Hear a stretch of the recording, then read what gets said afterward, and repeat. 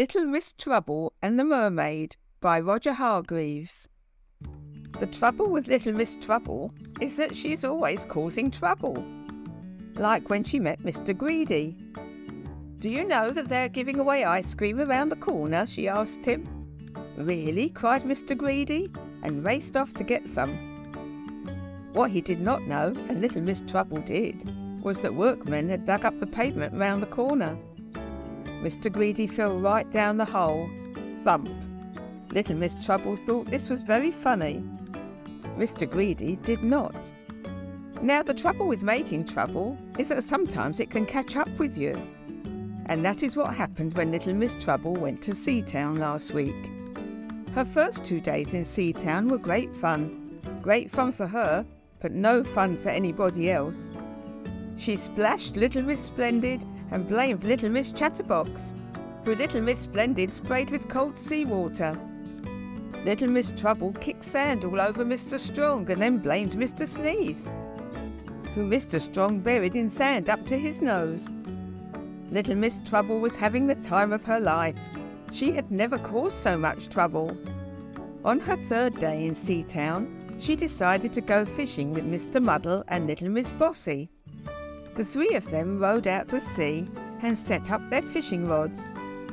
Little Miss Trouble was trying to think of the best way to cause trouble when she felt something tug on her fishing line.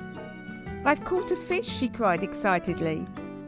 Then there was another tug, a much stronger tug.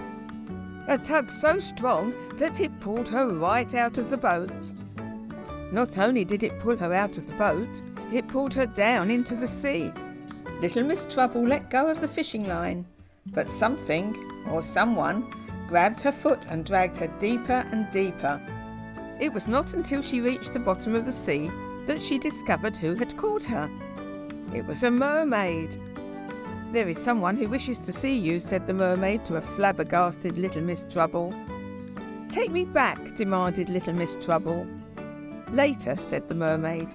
"Now follow me." Little Miss Trouble realised that she had no choice in the matter, so she did as she was told. The mermaid took Little Miss Trouble's hand and led her across the seabed. After a short while, they came to a coral reef. "Where are you taking me?" asked Little Miss Trouble. "You are about to find out," replied the mermaid.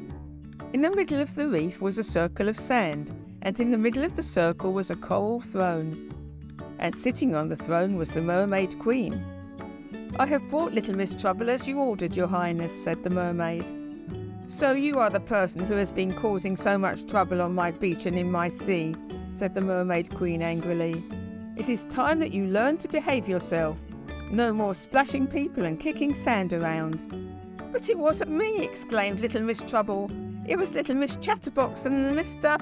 To Little Miss Trouble's huge surprise, the word sneeze, which she had meant to say, came out as a bubble. And every time she tried to say it, the same thing happened, until there was a stream of bubbles coming out of her mouth. The mermaid led Little Miss Trouble away. They swam to the edge of the coral reef where a dolphin was waiting. "This dolphin will take you back to Seatown. Do not forget what the Queen said," warned the mermaid. Little Miss Trouble held onto the dolphin's fin and rowed her back to the beach, where the dolphin left her at the shore. The beach was crowded, and as Little Miss Trouble watched the dolphin's fin as it swam away, an idea struck her.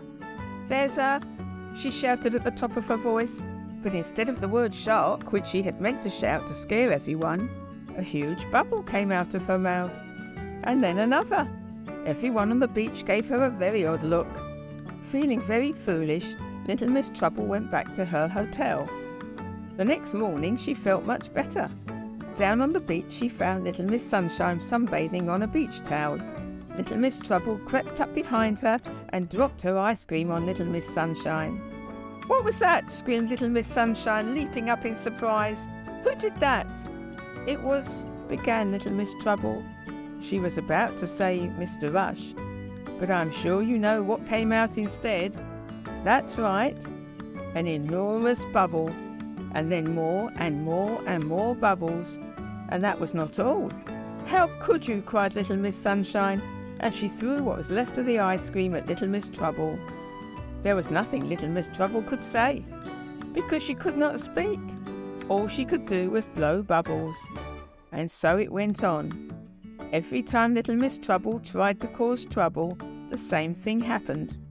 By the end of the week, little Miss Trouble had given up trying to make trouble and had started building sandcastles instead. In fact, she became so good at building sandcastles that she won the sandcastle competition. She was very excited until she discovered what the prize was: a year's supply of bubble bath.